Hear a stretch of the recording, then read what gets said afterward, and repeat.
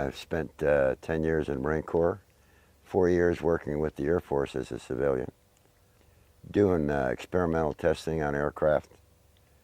Since my Marine Corps days, I was a pilot in the service and a fighter pilot, and fought in World War II after the latter part of World War II and the Korean War conflict. After I got out of the Marine Corps, I took a job with the Air Force at Wright-Patterson, doing experimental flight testing on various different modifications and tech orders that they had incorporated into aircraft, various different aircraft, F-89, back then the B-47, F-102, and those aircraft. While I was at Wright-Patterson, of course, I was approached by an individual that, and I'm not going to mention his name, to determine if I wanted to work in an area on just new creative things, okay? And apparently that was the flying disc simulator. What they had done, they had selected several of us, and they reassigned me to Link Aviation, which was a simulator manufacturer. At that time, they were building what they call the C-11B and F-102 simulator, B-47 simulator, and so forth. And they wanted us to get the experience before we actually started work on the flying disc simulator, which I spent 30-some years working on. The simulator wasn't actually functional until around 1958, where the simulator was actually operable. Craft that they used to build, which is a 30-meter one, was the one that crashed in Arizona, Kingman, Arizona, back in 53 or 52. I think it was 53. That's the one they used. That's the first one that they took out to the test site. It landed about 15 miles from, which used to be an Army air base, which is now a defunct Army base. I forget, I can't recall the name of it. But that particular craft, there were some problems with, number one, getting it on the flatbed to take it up to Area 51. They couldn't get it across the dam because of the road. It had to be barged across the Colorado River at the time, and then taken up to where people go now, up 93, out to Area 51, which was just being really constructed at the time, and taken down those dirt roads and out to that particular area of the test site. There were 4 aliens aboard that thing, and those aliens went to Los Alamos, and they put certain people in there with them, people that were astrophysicists, just general scientists, to ask them questions. The way the story was told to me was there was only one of them that would talk to any of these scientists that they put in the lab with them. Only one of the aliens. The rest wouldn't talk to anybody, or even have a conversation with them. First they thought it was all ESP, or what do I want to say? Telepathy? Yeah, mental telepathy. But most of that is kind of a joke to me, because they actually speak. Maybe not like we do, but they actually speak and can converse. The difference between this aircraft or this disc and other discs that they had looked at was that it was much simpler design. In the simulator, it was one big thing different. The thing that, like Lazar calls the reactor, okay, we didn't have a reactor. We had a space in a thing that looked like the reactor, but that wasn't the thing we operated the simulator with. We operated with 6 large capacitors that were charged with 1 million volts each. Say there were 6 million volts in those capacitors. They're largest capacitors ever built. These particular capacitors, they last for 30 minutes, so you could get in there and actually work the controls and do what you had to get the aircraft or get the simulator, the disk to operate. Okay.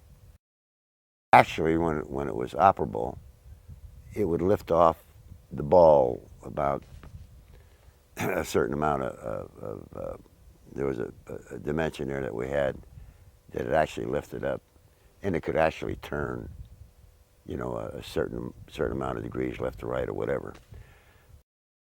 In a simulator now, you'll notice that there are no seat belts, right? And the same thing with the actual craft, no seat belts. You don't need seat belts, because when you fly one of these things upside down, there's no upside down like in a regular aircraft. You just don't feel it. You have your own gravitational field right inside. So if you're flying upside down, to you, you're right side up. There weren't any windows. The only place we had any visibility at all, and it was done with cameras or video type things at that time, was in the turret section. It takes a lot of time because of the area and the smallness of it. Just to raise your hand, it becomes complicated. You have to be trained with your mind, to accept what you're going to actually feel and so there's some experience. Perceptual distortion. There's a lot of distortion, yeah. Yeah. Seeing, just moving about, it's a after a while, after you get used to it and all, and you do it, it's simple. You got to know where everything is, and you got to understand what's going to happen to your body. It's no different than, accepting the G-forces, when you're flying a aircraft or coming out of a dive, and that kind of thing. It's a whole new ballgame. Did our flight crews ever take one of these discs out into space? I don't know that. I don't really know that. I'm sure they have. I'm saying it probably took a while to train enough of the people or sufficient time. The whole big problem with the disc is that it's so exacting in its design and so forth, and it can't be used, it can't be used as a like we use aircraft today with dropping bombs and having machine guns, in the wings and that kind of stuff. The design is so exacting that you can't add anything. You can't. It's got to be just right. There's a big problem in the design of where things are put. Say, where the center of the aircraft is and that type of thing. Even the fact that we raised it 3 feet so the taller guys could get in and stuff. The actual ship was extended back to its original configuration, but actually raised. We had a long period of introduction into meeting, say an EVE, an alien. And I called him J-Rod. Of course, that's what they called him, but that wasn't his, I don't know if that was his real name or not, but that's the name that the linguist gave him, so he knew J-Rod, And I did draw a sketch of him when he was, before I left him in a meeting, and I provided it to some people, but that was my impression of what I saw. He'd sound just like, if you spoke, he'd sound like you. He's like one of the, a parrot, but he'd try and answer your question, A lot of times you'd have a hard time understanding, because if you didn't put it on paper and explain yourself, half the time he couldn't give you a good answer. Well, the preparation was, basically going through. First of all, I went through all of the different nationalities in the world, right?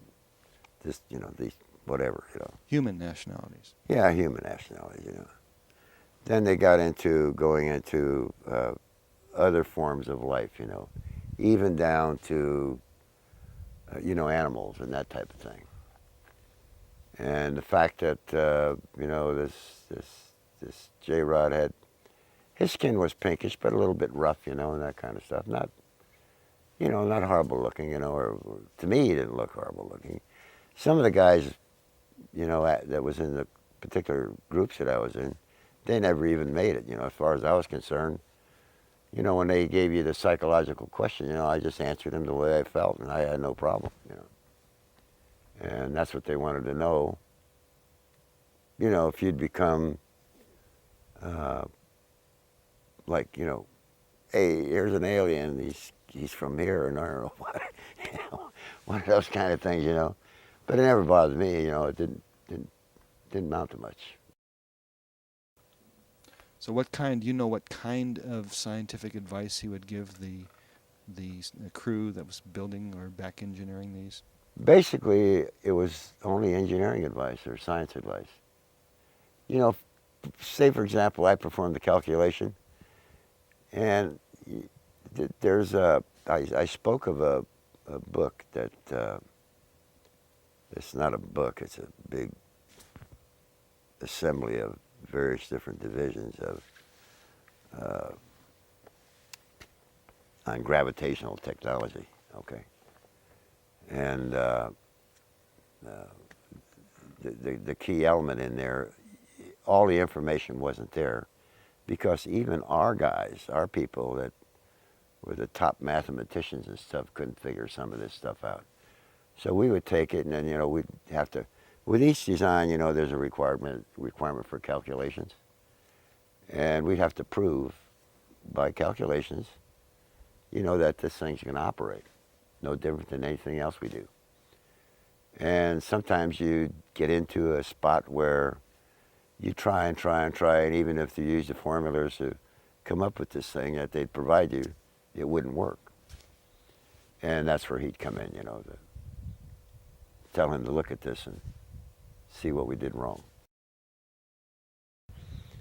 The last 40 years or so, or 60 years, maybe there's, I'd say 40 years anyway, not counting the simulators, I'm talking about actual craft, there's probably maybe 2 or 3 dozen various different sizes That we've built, or that we have that we built. Okay. I don't know much about the ones that, that they brought here. I know about that one out of Kingman, but that's about it. And I know the company that hauled it out of there and who's out here now. A couple of different versions that they used. One was a chemical version, one was a solid version. And I don't even know the chemistry of the chemical version. But there's one that operates with under chemicals, with certain chemicals. Actually, what they've done I think with these triangles that people have seen is they've got like 2 or 3 of, say, a 30-meter crafts that are in the center of it. In the outside perimeter, you could put anything you want as long as these particular ones meet the design criteria, and they'll operate. Then it's more or less all that other stuff on the outside is tag along. Mm-hmm. But I'm sure if they put a large weapon up there and fired it, it would probably, not work, or they'd kill themselves. There are certain reasons for the secrecy. I could understand that, no different than, the first atomic bomb that they built. But they're getting so far ahead now with aircraft design, and people have come up and they're visualizing and seeing some of the design aspects that are put in some of the aircraft today. And eventually, I'm saying, like I told you gentlemen earlier, that 2003, most of this stuff will be out in everybody's plate to look at. Maybe not the way that everybody expects it, but in some manner they determine appropriate, to show everybody, hey, look at what we got. So you you know, big think surprise. this is the year 2000 that we're doing this interview. So you think within 3 years that the public will be told I something said about this years ago, 2003. And the reason why I said that, the document I signed ends in 2003. And you're not the only one that signed. And I'm not the only one. No. See, this, I call it FOGIT, or that's what they call it, fundamentals of gravitational, you know, techniques basically. But it's a volume. Now, I'm sure that manual now is just expanded. We're no different than anything else that they build for design criteria, because anything we do today, we have to have a design criteria manual, you know, and they put all the information in that. And if you ever get one of these volumes of these documents, you'd be on top of the world.